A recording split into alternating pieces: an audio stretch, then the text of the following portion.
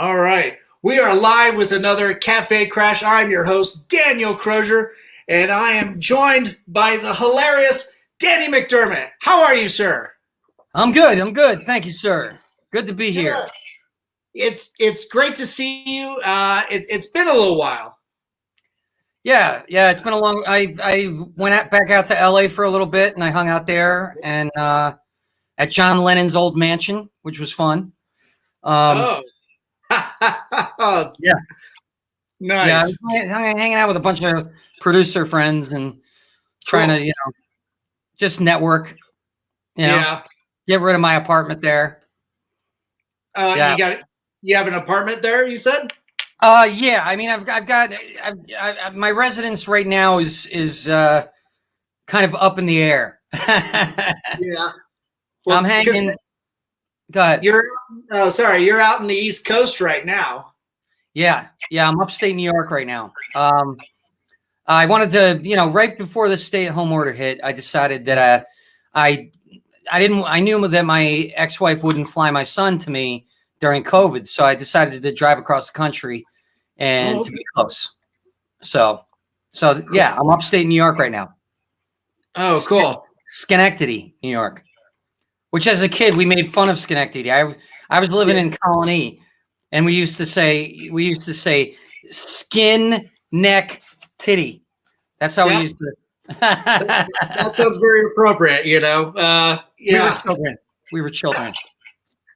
Yeah. Well, the fact that you still use it now, I think we're all. No, I don't. No. You just did. Have it on now live. Come on now. That's a memory. That's right. Yeah. Oh, those fond old days. I love it. That's what you got to say to your girlfriend. Thanks for the memories. Sorry, that's terrible. Thanks for the memories. No, I do. Milk, lemonade. Around the corner, fudge is made. That sort of thing. That's always a good chestnut, I suppose. Oof. Well, I'm really glad this is an adult show. I really am. Yeah. It very much is, Nothing says, more adult than dick and fart jokes. Right? Yeah, very much so. Of course, they're all canceled now, so. The dick and fart jokes? Cancel culture, man. You're going to offend somebody who farts too much. Well, that's okay. Well, that would be me. So I look in the mirror and I'm offended every day. Yeah, I can't even get into that cancel culture stuff. I posted a joke about the potato head thing, and people freaked out. They got all mad at me. I was like, God, you can't make jokes about anything. Well, Mr. Potato Head is a sacred monument. It's the new golden calf. Well, except for that Trump calf. Oh my God! Do you believe they made a golden Trump? I actually do. I really do believe they did. They needed something else to worship, while he's down in Mar-a-Lago. I mean, isn't it in the Bible where you make a golden statue? And wasn't Sodom and Gomorrah? Was that where it was? And they turned into salt? Yeah. These people are supposed to be Christians, and they make a golden sculpture of this guy, and they're worshiping it now? Come on. Right. Yeah, I don't think irony is in their vocabulary. I don't think they've read the Bible. That too.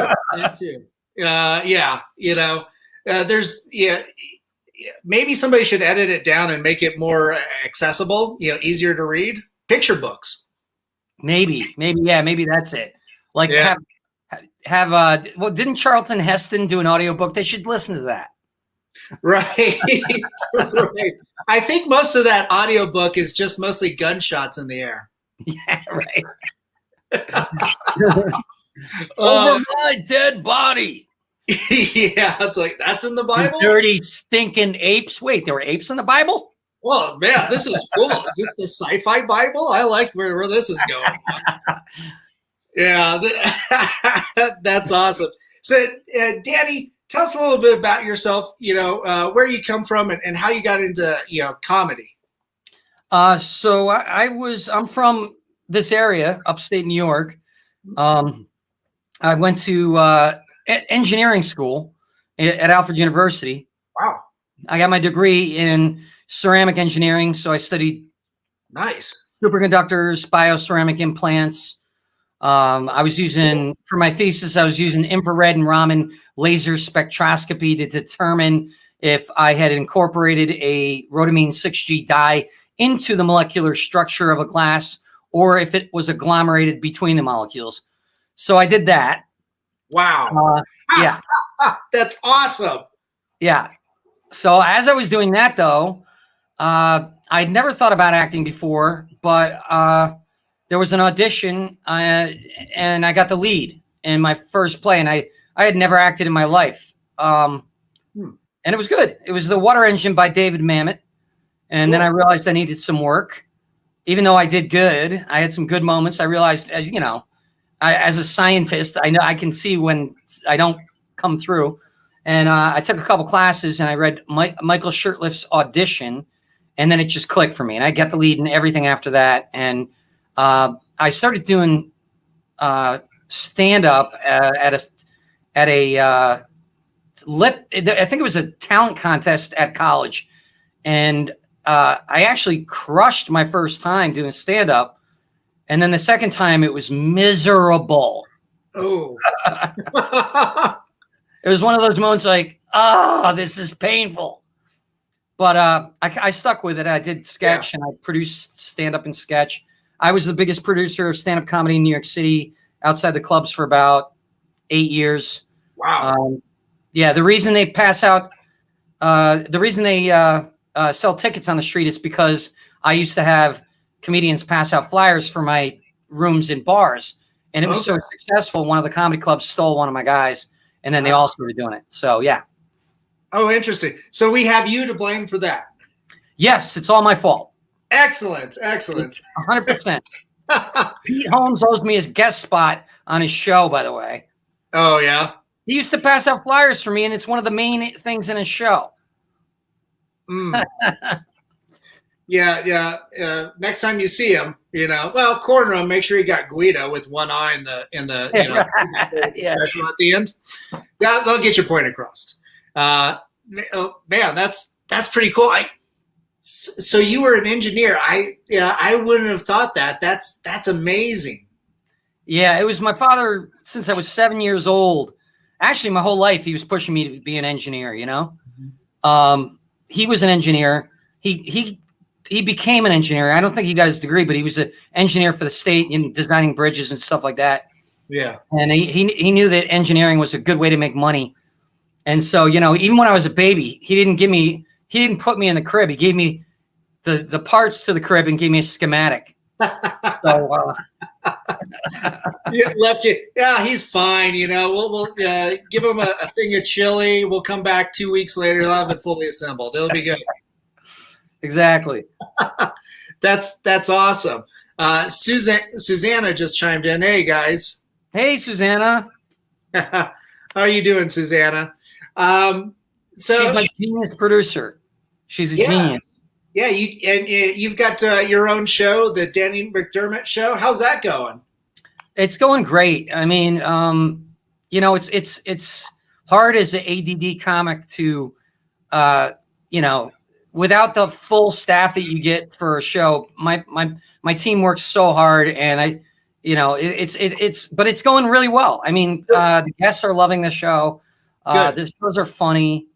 And in fact, it's been so much fun that the guests have been hanging out after the show sometimes, and we're considering doing an additional behind the scenes thing for our fans for the show. Something like in the green room or something. Yeah. More risque conversation, hopefully. Oh yeah, we all get naked and yeah, that's what I want. And do coke, and it's awesome. No. Yeah. You guys check out each other's moles. You should burn that off there. I'm not a dermatologist. I'm an engineer, Kevin. No. It's okay, Fred. No worries. That was a Star Trek thing. Oh, is that a Star Trek one?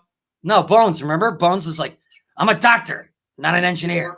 Yeah. I remember that, Chestnut. That's Bones. Oh, the original Star Trek. Yes. Those were the days. Those were the best. Yeah. Are you watching any of the new Star Trek? Any Star Trek Discovery? I gotta say there are so many darn platforms right now that I don't want to pay for all of them. Right. I'd love to see all the shows, but I don't want to pay $12 a month for every single platform or whatever, $15 a month. Right.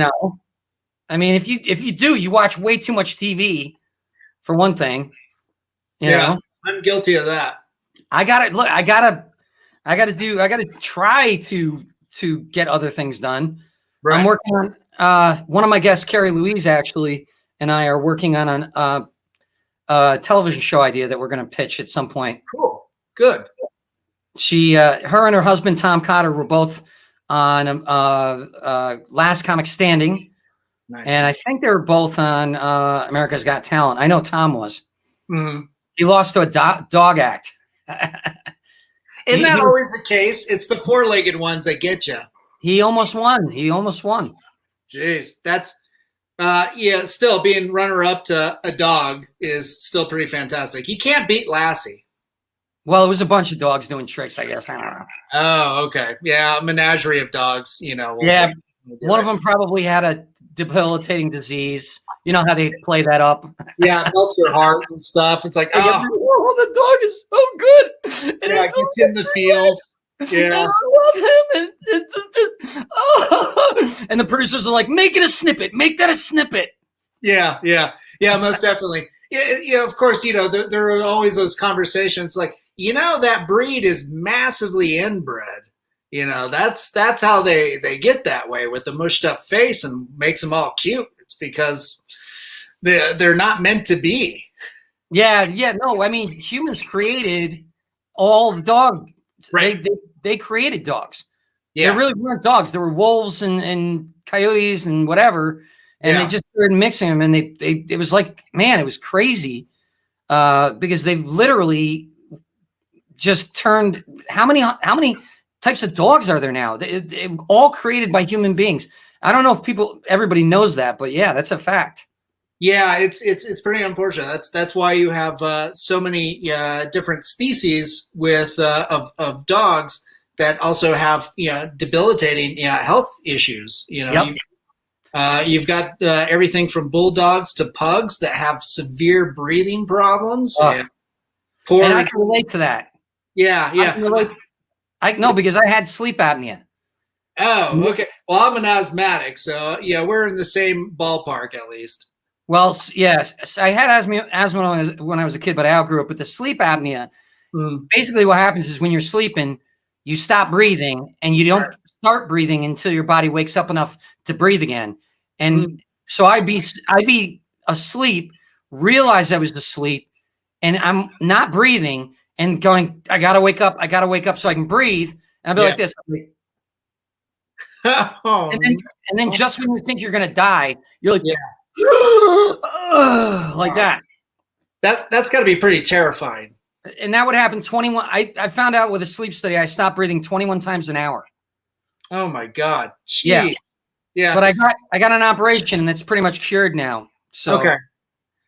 Initially, what was going on? Was it like the back of your throat was clamping shut? It was just too loose? No, there's the uvula that hangs down the back of your throat. Right. That was blocking the airway. So they took 90% of that away. Okay. They took away some tissue in my throat, They broke my nose and fixed the deviated septum. Took some stuff out of my sinuses. Basically cleared the path as much as it could. So nice. Yeah. So you got an easier way to get that air down there. That's good. I'll tell you, it feels. I'm so glad I got the operation because even normal breathing, because the deviated septum, even normal breathing is so much easier. It feels so good to be able to breathe with no obstacles. You know, you're probably waking up way better, rested, better quality of sleep and everything. Yeah, definitely. That's better than before, for sure. That's good. The you also were doing some voice acting too. I think with an animated series. How was that? I actually have done a lot. I worked with Dora, the creator of Dora the Explorer. Cool. I did a pilot with her. I did Casper Scare School. I played, yeah. I played Casper's human friend's bully, Norman. So I did that. And then because of that, because they love my bully voice so much, I got cast as the bully in Angelo Rules, a series. Okay. Yeah, I just recorded a few episodes of that at John Lennon's mansion, actually. Sweet. Because I wasn't in a studio, I had to throw a blanket over myself, and so I get the blanket. So there's other people living in the mansion, and so this producer saw me under the blanket yelling, and all he sees is my ass hanging out, and I'm like, "Get away, you! Hey, I'm gonna fight you! No way! You're a dick!" And he's like, "What the hell is happening?" He took video of it. He took video of my butt and just me yelling under a blanket. That's awesome. It's like, oh, this guy needs some help. One of the girls living there, she goes, "I thought you were crying." I was like, "No." This is hilarious. It's starting to sound like John Lennon's, mansion is turned into, the Playboy Mansion or something. Everybody, so many people. My buddy's a producer, and he's rented a few rooms to some actresses. So. Oh, okay. And they're all really cool people. Really cool people. Yeah. Was this like in response to being able to work together under the pandemic and everything? No, I mean it was just. I mean, he just likes to help people who don't have a lot of money and want to live in a nice house and that kind of thing. Okay, so, cool. Yeah, that sounds like a reality show unto itself. Oh, it could be. Yeah. There's a pitch for you. Just so many stories I could tell you. So many stories that I could tell you that I can't tell you. Oh yeah. That's not. We don't want to get you in too much trouble here. Susanna just chimed back in. She said she's doing great. Yes, she is doing great. She's awesome. That's cool. You've been going. What was it? It's been like. Has it been almost a year on the talk show? Man, we got 20. God, I want to say 24 episodes now. I think. Yeah. Maybe, I don't know, somewhere around there. So that's 25 weeks. So about half a year, I guess. Right. Okay. 52 weeks a year. So yeah, about half a year. 2 seasons because we started the season in January. So. It's going really well. I'm loving it. I really am. I got so many more people that I want to get on the show that I'm working on getting on the show. In fact, when I go down to New York, I'll probably, I told you my former mentor and manager, Richie Tankin, he started the comic strip. He helped Seinfeld. That's where Chris Rock was discovered. He discovered Eddie Murphy and was his manager. For Beverly Hills Cop and all the biggest movies of Eddie's career. Yeah. And he managed me and mentored me at some point. And he passed away, unfortunately, either yesterday or this morning. And so I'll be going down there tomorrow to hang out with some of the comedians. So I'll probably be catching up with a lot of people tomorrow. Man, I'm sorry to hear that. This gentleman sounds just absolutely amazing and touched so many lives and influenced culture. Dude, he changed the world with comedy. He really did. That's why Seinfeld did his last special there. Oh, no kidding. Yeah. Oh, cool. Yeah. I'm not going to talk about the roller coaster joke. Not going to talk about it. No worries. I'll talk to Seinfeld about it when I see him. Yeah. Again, Guido's on standby. Guido's on standby? Yeah, one-eye Guido with the 2x4 and special at the end of it. Did you just take some drugs or what are you talking about? So if you need to talk to somebody, it's always good to have backup. That's where Guido comes in. Sorry. Maybe it's too Midwest for you. No. It's no Guido. No, that's very much New York City, actually. Right. Yeah. Yeah. Susanna likes Guido, so I think she's met him a couple times, or she probably used his services. Yeah, no worries. Everyone can use a good Guido. Yeah. Everybody needs that kind of support in their life, from time to time. He's also a good listener, good shoulder to cry on, because he's like up here. What's the biggest difference from doing stand up to doing your own talk show, do you think? To be honest with you, you really gotta it's just a lot different. I mean, stand up is probably the hardest thing you could ever do. Yeah. It really is. I mean, you get your jokes ready, you get up there. You want to do new jokes, you're gonna have to bomb a little bit. You got to get up there and do the new jokes and work them out until they get good. Yeah, and which is the most frustrating thing about stand up to me. Although I've become a much better writer over the years, so it's my jokes tend to work a lot quicker now. But the tough part about the show is aside from booking, you've got, you try to write, and sometimes I'll sit there and I go, I don't know what to write, and you get, what am I supposed to talk about this week? And it's just tough. It's a very difficult thing. And we were going back and forth between scripted and non-scripted, and we decided non-scripted because, especially when we don't have any money right now, it's less stress for everybody. Right. And to be honest, we sound more natural. Yeah. You know what I mean? So we pick bullet points and we do it that way now, except for the segments, which we write. And thank God Susanna is there to do the graphics and all the amazing engineering work, editing and stuff that she does. Cool.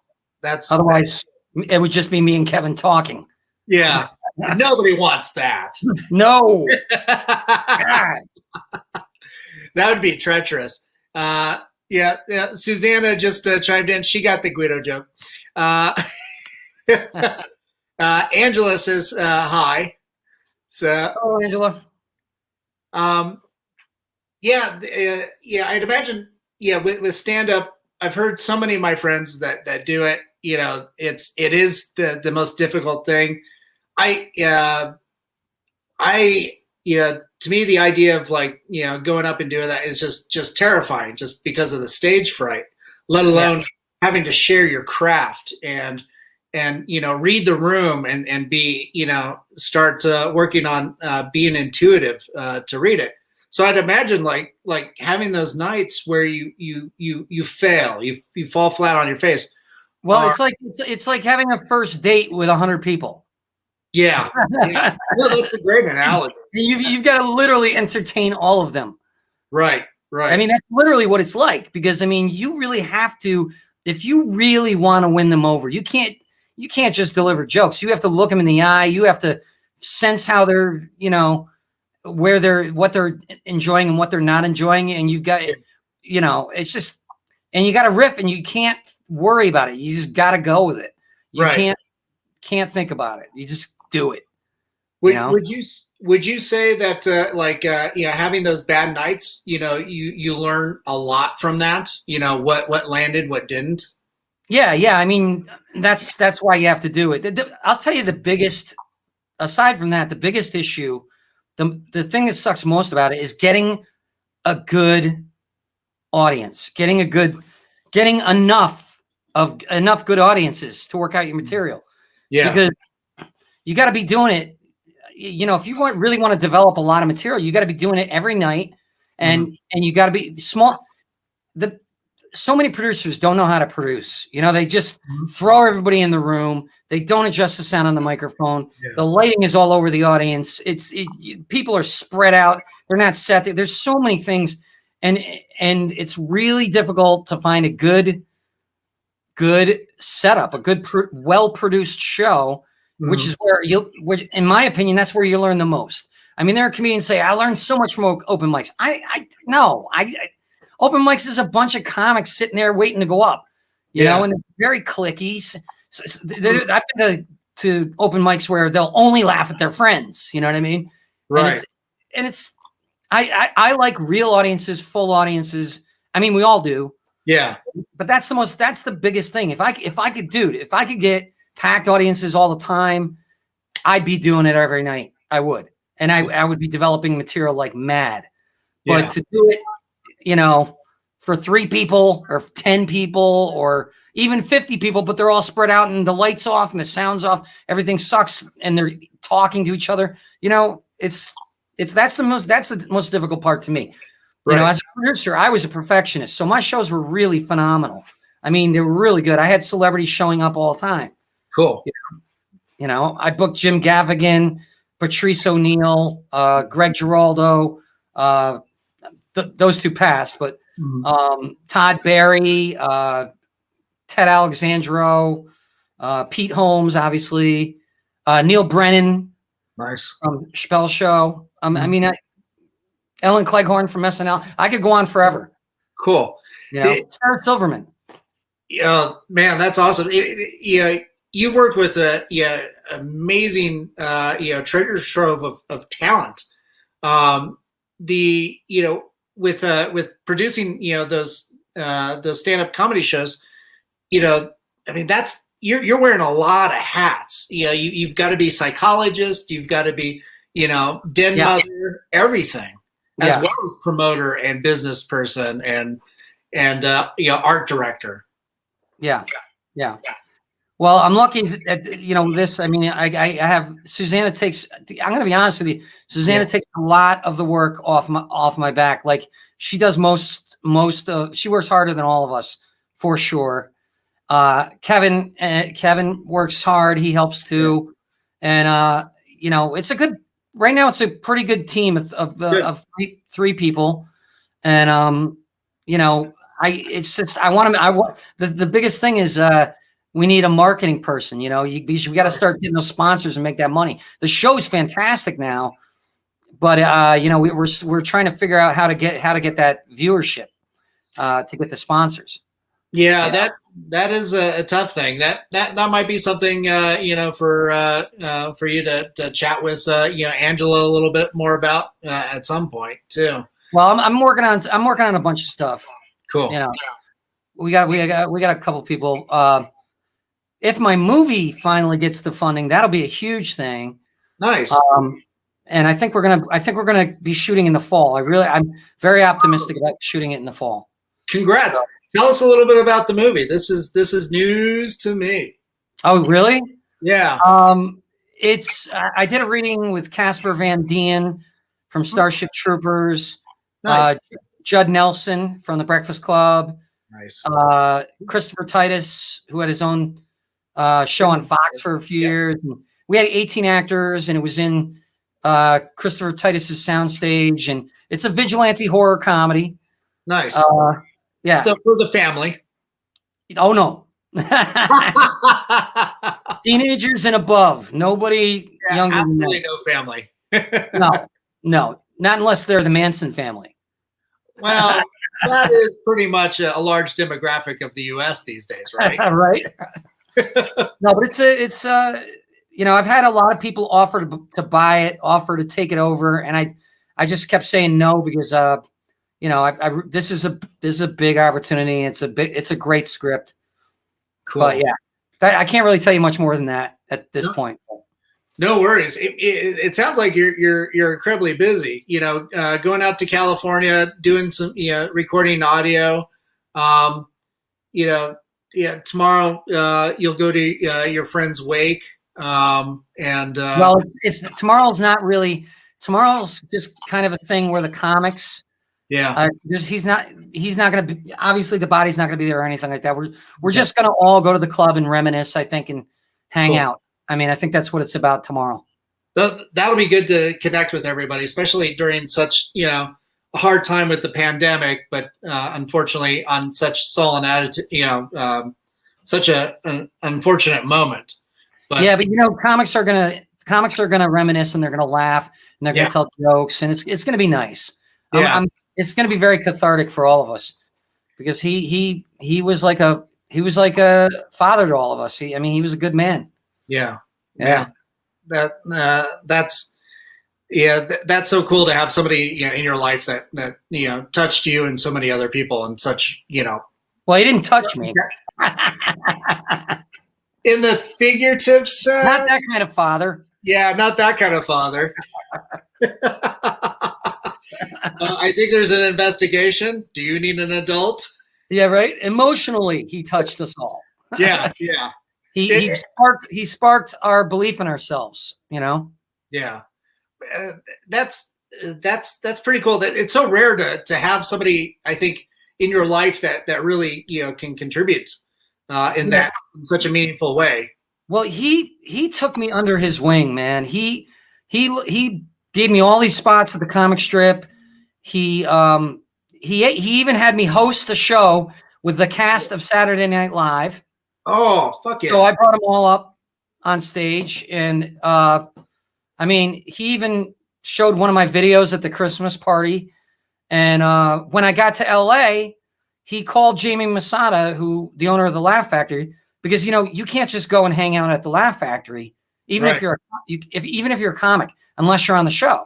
And I told Richie that. I said, Richie, he's not letting me in, because I didn't know Jamie at the time. He called Jamie, and suddenly I was able to hang out there anytime I wanted. And cool. that was because of him. Oh, that's pretty sweet. You've also done some. I said the Laugh Factory, right? I just want to make sure I got the Laugh Factory. Yeah. One of the other things that I thought was just absolutely hilarious was the time that you and your family were on America's Funniest Home Videos, and I think you win some prize money off of that. 10 grand. Awesome. God. Yep. When was that? That was well, my son's 15 now, so it was about 14 years ago. No kidding. Oh, yep. Man. Jeez. Yeah. He's 6'2" now. He was a baby back then. Jeez. Yeah. Does he take after you? Unfortunately, yes. Does he want to be a comedian or an engineer? Actually, I've never pushed him. He's extremely funny, extremely talented, but I didn't want to do what my father did to me. I didn't want to push him. I wanted him to decide. So, and I certainly didn't want him to have the struggle that I've had in my life. This business has been, it's grueling. It's been a struggle, Yeah. I've lived in a van down by the river. No, but I lived in a van. I wanted to say it before you said it, but I lived in a van. I lived in seedy apartments in seedy neighborhoods and struggled for money. And, and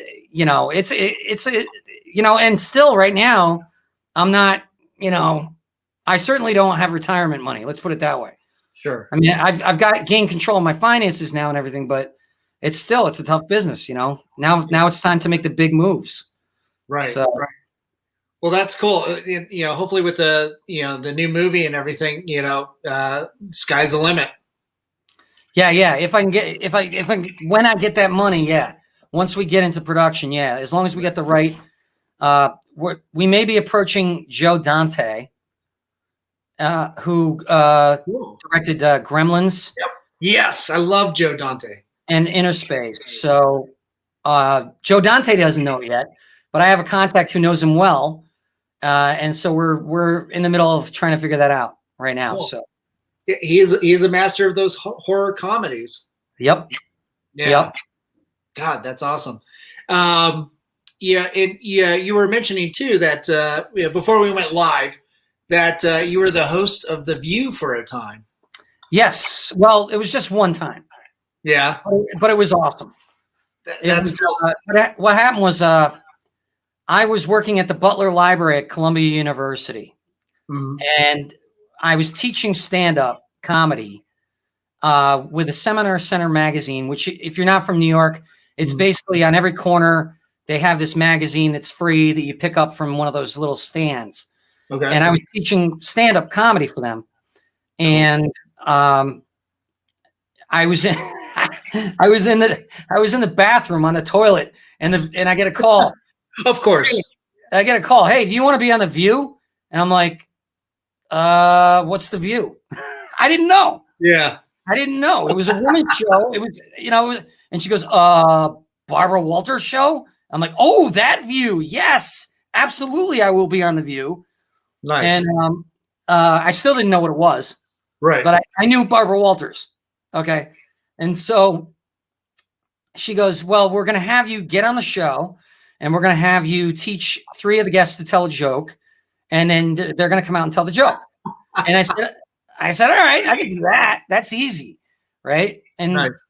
Then a couple weeks later, no answer. No, they haven't called me or anything. So I call Marianne Williamson was the producer. And I called her up and I go, I was just wondering what's going on. When are we going to do this segment? And she goes, yeah, you know what? Just go on with your life. Like that. I was like, ouch. You could hear it in my voice. I'm like, okay. Because I was young, okay. Heated. Ouch. I think she heard the pain in my voice, because the next week she called me up. Do you want to host The View? And I actually got to host The View with John Stossel from 2020, Bob Baisden, Bob Berkowitz and Michael Baisden. And we all sat in the women's chairs and we got to host. And if you want, I can show you that. Yeah. Why don't you bring that up real quick? All right, hold on. Yep. Yeah, so this was, this was a long time ago. Hold on a second here. No worries. All right, this is the commercial. Hold on. All right. Which is more important, having the money or Wait. Which is more important, having the money or being on TV? Being on TV. I'm on TV. And then it goes in the commercial. We're not gonna watch the commercial. But anyway, yeah, it was a long segment. That was just a piece. I took a clip from it, but it was a full 20-minute segment, and it was great. And as we're walking off, Bob Berkowitz puts his arm around me. He goes, "I think you're gonna get a lot of work out of this, right?" Yeah. I call my manager. I go, "So what are we doing? What are we doing with this? Come on, we got publicity or something, right?" And she goes, "Look, it's just luck. If you're gonna get something, you're gonna get it." Blah blah blah. I was like, "What?" Oh, God. It was the biggest daytime show at the time. Right. If I had a publicist, I'd probably be famous right now. Right. Oh man. Yeah. That's too bad. So it was a great story. This comic comes out of nowhere. Yeah. It would have been a great story if I had a publicist at the time. But geez. Do you well, we were talking about marketing a little bit earlier. You don't have a publicist now, I take it. No, but I'm talking to a producer that's going to introduce me to one, and Cool. because I've done enough now where it might be worth throwing. It's going to be a lot of money though. It's like it's going to be like $5 to $10 grand that you got to throw into it. But I've got enough amazing stories now about my life that a publicist might be able to do something with it. And plus with the movie, coming out or being shot hopefully in the fall. Right. Yeah. So if things align and with my show, obviously my talk show, hopefully everything will align perfectly for the fall and I'll have a publicist to like blow it all up. So that's the hope anyway. Nice. Yeah. Danny, when you were starting out doing comedy and everything, who are your biggest influences? I got a great story about this. Oh, good. Okay. So Steve Martin, who was one of my biggest influences, when I was married, my mother-in-law at the time got me tickets to see Steve be interviewed by the New York Times. And there were only like 100 people, 100 people, I think. And we were in like the 4th row. And so everybody gets to go up to the mic and ask a question. And Cool. so I'm like, I can't believe this. So I'm up there and I'm ready because I was ready to do it. I was like, okay, I got it in my head. I'm going to say, Steve, you're one of my biggest influences I've ever had in my life. Everybody, you know, I'm a comedian like you. I started out, I've been doing it this long, blah, blah, blah. I had it all planned out. Right. And I'm standing there and I'm next. I'm next. And there's a microphone on the other side. And I hear someone go, Steve, I'm a comedian and you are my biggest influence. Blah, blah, blah, blah. He says everything that I was going to say. Everything that I was going to say. Right. And I look over and it's Scott Blakeman. I know Scott. I booked him on my shows. I'm like, you bastard. You know what I mean? And so like now Steve's talking to him and I'm like, I got like 30 seconds. You know what I mean? And I'm like, I don't know what. And he goes, okay, question, sir. And I go, okay, he stole my line. Okay. I was going to say all the stuff he just said. Whenever anybody asks me who's my biggest influence, I always say Steve Martin. And I had it planned, but I can't ask you any other question now like that. And Steve goes, really? I'm your biggest influence. He goes, let's test that out. Uh-oh. And I'm like, oh my God, what's he going to do? And he goes, excuse me, sir. If I were to ask you who your biggest influence in stand-up comedy was of all time, what would you say? And he goes like this. He's like this, waiting for my answer, right? Wow.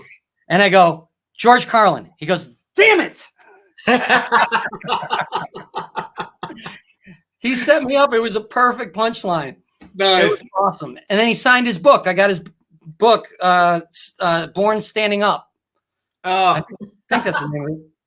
I got it signed by him. But yeah, so Steve Martin, Richard Pryor, Bill Cosby. I know everybody hates Bill Cosby, but I'll tell you, no matter what horrible bullshit he did, he was one of the greatest stand-up comedians, if not the greatest stand-up comedian of all time, because he could go on and make you die laughing and do it cleanly. Yeah. And I respect clean comedy. And George Carlin, obviously. I mean, Eddie Murphy. Comedy is a tough thing to do, speaking of which. You know, what other, clean comics can you really think of? Not many today. Not many. Yeah. But, you know, it's funny, though. The only reason I got into comedy was I wanted to be seen so I could do movies and act. Right. Oh, okay. I did dramatic theater for many years. And, I mean, I my first play in New York, I did a play on the Upper East Side at All Souls Players. I don't even think they're around anymore. Mm-hmm. And I got a great review in the paper. But no agents were there. Mm-hmm. I mean, they pointed out me specifically and said how great I was. And but there was no agents there. So I was like, that's why I get into sketch. I did sketch comedy for a while, did really well at that. But you too many egos and people trying to take all the money and all this stuff. And I finally said, I'm just going to I did a comedy duo with this girl. Yeah. We were called. And we were big. We were performing at Comic Strip. We were performing at Caroline's, and we were doing at the Comic Strip. We were doing hour-long shows. Nice. Wow. Yeah. Man, and in fact, the celebrity booker from Caroline's came up to me. He goes, "Hey, I hear you got a pretty good comedy duo." And I go, "Wow, thanks." He goes, "Think about doing more stuff for me." And then I told her that, and then all of a sudden, fear of success or something. She didn't want to do our best stuff. She didn't want to come. I was trying to get her to come closer to the city, rehearse closer to the city. And our duo fell apart because of that. Isn't that crazy? How long did you guys do the duo? 2 or 3 years, I think. We were great, man. I mean, she's so talented. She was like Gilda Radner talented, really. Oh my God. That's amazing. No, she was phenomenal. Yeah. Do you still keep in contact? I've always wanted to reach back out. I haven't talked to her in many, many years. I don't even know if she's still in the business or not. But I don't know. I think I looked on Facebook and I didn't see her on there. So I don't know where she is now. Yeah, man, that's tough. But at least you had those amazing moments. Oh yeah. Yeah. No, I was funny because with Richie passing today, Yeah. I thought about some of the moments that I could have been famous. I one in particular. I don't know. I don't know if I should talk about it, but I someone from the Chappelle Show came and they said they wanted me on the Chappelle Show. Oh, I'm not sweet. gonna say who it was. They said they like my act. They like me as, and they said that I want you on the Chappelle Show. And he showed up one night without telling me, and I had been partying with the comics, and I was blotto, dude, and I think that ended it for me for that. But you think about those little moments that you man, if you could go back in time and slap the shit out of yourself, Yeah. Yeah. Yeah. With your career as storied as it is, have you been able to help mentor other comedians and other talent? Yeah. I mean, that was one of the main things I was doing when I was running comedy rooms, was helping young comics, because I put celebrities on the show. Yeah. And I have younger comics, newer comics, I should say, who didn't want to do the bringer shows where they have to bring their friends. So I would just say, just pass out flyers for 2 hours on the street, get everybody in, and you'll be on the show with Sarah Silverman or Jim Gaffigan, or, and I'd give them advice if they asked me about their sets and stuff. So yeah, I've always tried to give advice. It does get a little frustrating when a very, very new person just, and they're like, question. Oh, yeah. Yeah. There's one guy. I was hanging out with the guy who does the voice of Squidward at the Hotel Amarano bar in LA. And this kid was so excited to meet this guy and that I was a friend of his. And then he found out about me, and he still constantly texts me. And it's with these questions that like, he's not even close to ready for anything yet. And so I'm trying to be, I point him in the right direction, but if I were to give him my full attention, he'd be on my ass for weeks. Right. So it's a little, I can help a little, but I don't, You can always block them. Huh? You can always block it. No, he's a nice kid. I don't want to do that, but at the same time, I want to see him figure some shit out for himself before, and I'll point him in the right direction, but I still have to get my career off the ground. So I can't spend all my time on that. You know what I mean? Yeah. With the pandemic, have you had any opportunities to do any stand up? I know a few have been doing stand up online type stuff, and I hear that's pretty difficult because you don't have the immediate response of the audience. Yeah. I did it. Mark Riccadonna just did tried to beat the Guinness Book of World Records for the most comedy online. I think it was 48 hours we did or something like that. I was one of the comics in that, and that was cool. Nice. And I did. Sometimes at the beginning of my show, I'll do some of my stand up that I'm working on.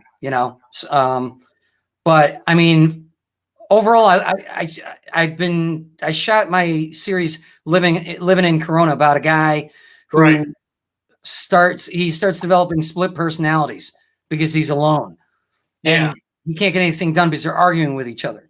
So that and my talk show are my proudest things that I've accomplished during this whole thing. That's cool. Yeah, I remember talking about your web series, and talking about like having that animated or something. That would be great. Yeah, if I could get it animated. But at the same time, as an actor, it's kind of cool to see it in live action. To do the acting. It's just a lot more freaking work. Yeah. I mean, it's not I'm sure the animate. Because I couldn't do the animation. Yeah, the animation would be a lot more work, but getting you to do the performance.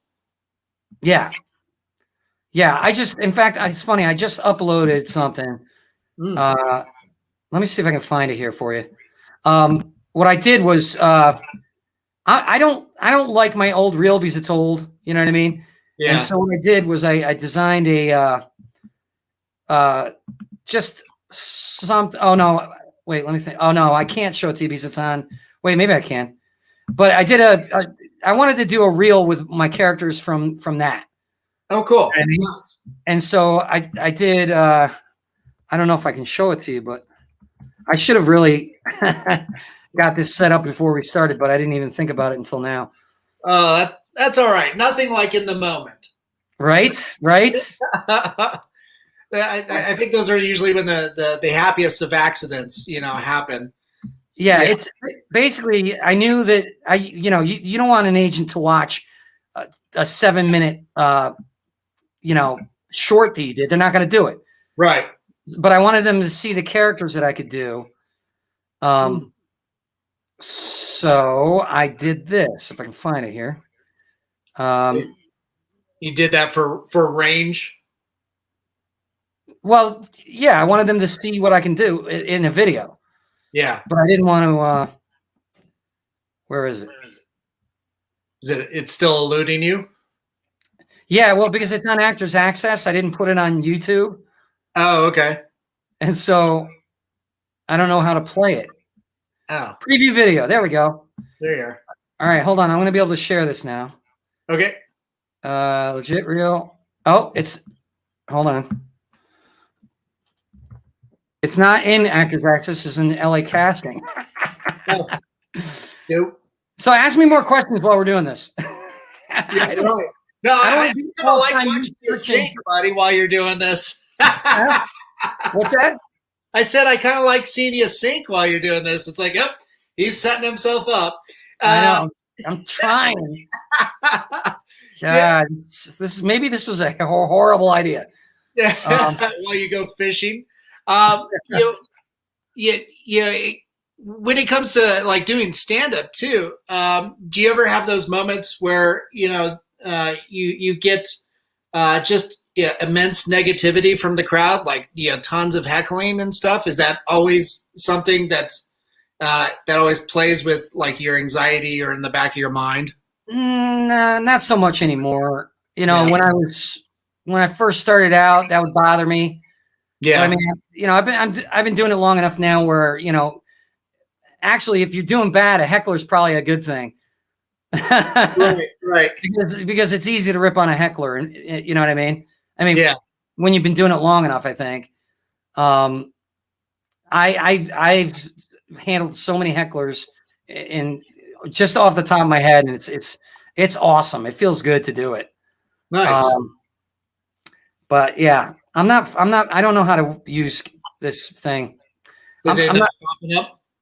No, but you know what I can do? I can just show you a video. Okay. Screw it. I'll show you a video. I'll show you one of the other videos. It's like much faster than the one I was going to show you, but yeah. All right, here we go. I'm going to share this. Hold on. No worries. How long is your show? We'll be wrapping up here in a few minutes here. Okay. All right, here it is. Okay. This is the show. And we don't have to watch the whole thing. If you want to cut it off, you just let me know. Okay. All right, hold on.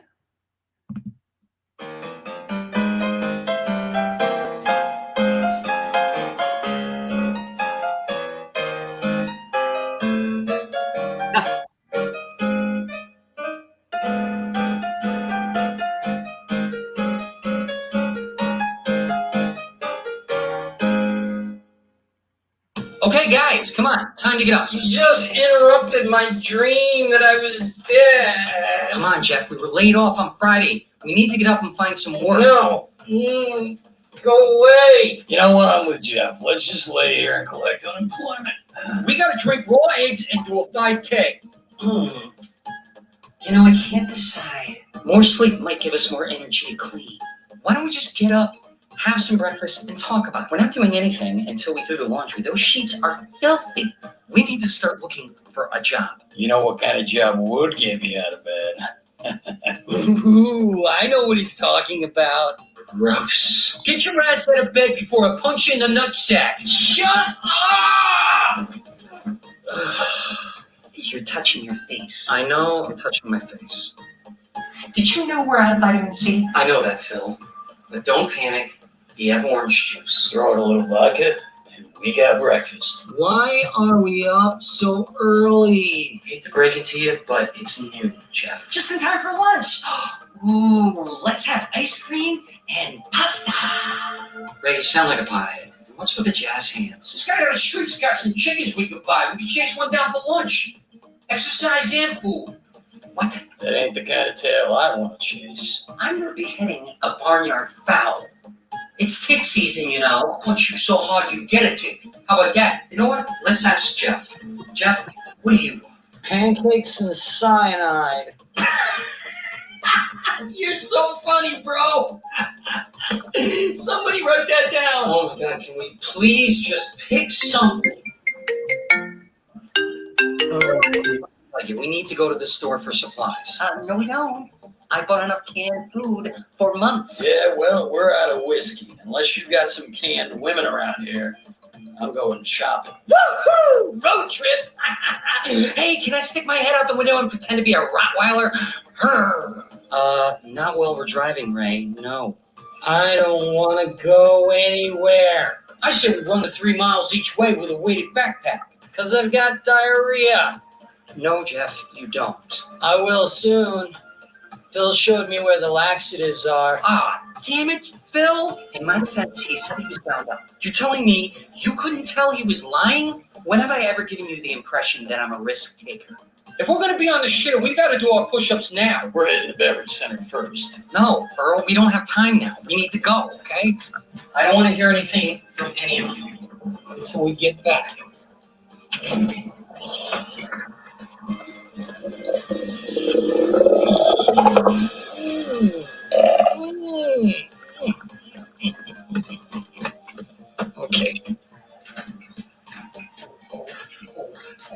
Oh God, oh God, oh God, oh God, oh God, oh God, oh God, oh God, oh God, oh God, oh God, oh God, oh God, oh God, oh God.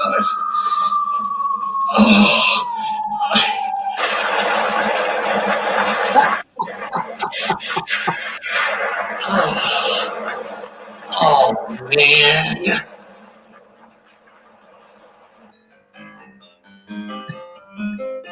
Anyway. Oh, that's awesome. So yeah, I started doing that. I still want to continue it, but I had to start working again, but now I just got laid off again, so Oof. I might do another episode. But it's a lot of work. I did everything myself: the camera work, everything, the sound, the editing, and the next episode, I actually figured out how to have all 6 characters in the same room talking. Oh, cool. Which is so much work. So much work. Yeah. God, I bet that it's a fun series. Hopefully we can see you continue it. No, I definitely want to. That's how I got my gig in New Jersey. Yeah. That's how I got a lot of work out of that. Cool. Good. Man, that's cool. Danny, we're just about out of time. Where can people find you? Obviously, you've got your show on YouTube. The Danny McDermott Show. You can look it up. It's we got 20-something episodes now. Nice. You can find me on Facebook. I always post jokes on Facebook. Just don't steal them. Facebook. I got a tiny Twitter. That didn't sound right. That sounded horrible. Yeah, that sounds like a little bit of a personal problem there, buddy. It's okay. Yeah, you're still my big boy. Twitter. I'm on LinkedIn. Facebook's really my main place that I spend time. Although I'm starting to do TikToks. Oh, starting to do TikToks. They're not funny at all. No, I'm not. No, I'm not. I'm trying to. I don't know. I'm doing them when I have a chance, but I'm not. It's such a short video. I want to start. Putting some time into creating ideas for that. But they're fun. They're stupid, but they're not as funny as when I do the series, but it takes time. It's a new platform, so Yeah. In the meantime, I've got your YouTube handle scrolling down at the bottom there. yeah, I got a lot of stuff on there from many years, all different crazy kinds of things you're gonna find on there. It's there's a whole podcast that Judah Friedlander and Tom Shalhoub did about me. Oh, cool. Yeah, they surprised me with it, to be honest with you. Yeah. They interviewed me. Tom Shalhoub interviewed me. He was the host of Red Eye on Fox. Judah Friedlander, for anybody who doesn't know, was a main character in 30 Rock, the television show. Right. And they both did a half-hour podcast centered around me.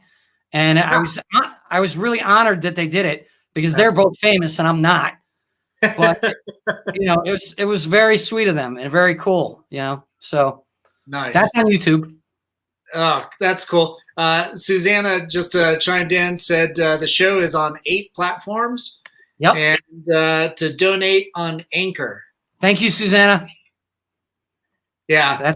That's why she's a genius. Yes, I she is. forgot. Very helpful. Dude, I am seriously so ADHD actually. ADHD. Yeah, that I forget. Like I got to have a piece of paper in front of me half the time. Right. So I have those bouts too. So yeah, I totally understand. Well, Danny, thanks for coming on. We can't wait to see what comes next.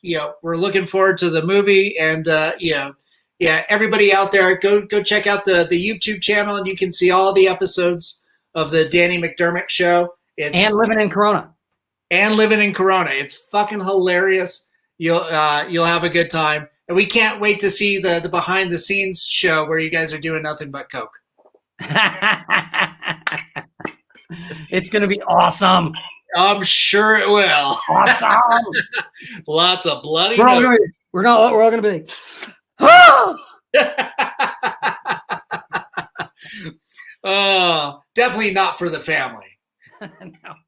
No. Well, for kids.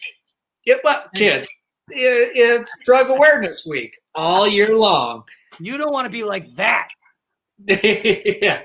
Yeah, that's too much energy. You might get shit done. No. No. Then you're doing it. You're trying to sell kids coke, man? What are you Yeah, you gotta come out to the Midwest. We do coke and we get shit done. Oh man. Well, seriously, thank you for having me on, man. I had a good time. No, thanks, Danny. It's been great being able to catch up with you, and just hang around for a few minutes. To everybody that was able to tune in, thanks so much for tuning in, and just listen to all the cool stories that Danny had. It was a lot of fun. Make sure take care of each other out there. Be good, be kind, help each other out during this time. We love you. Have a good night. Have a good night.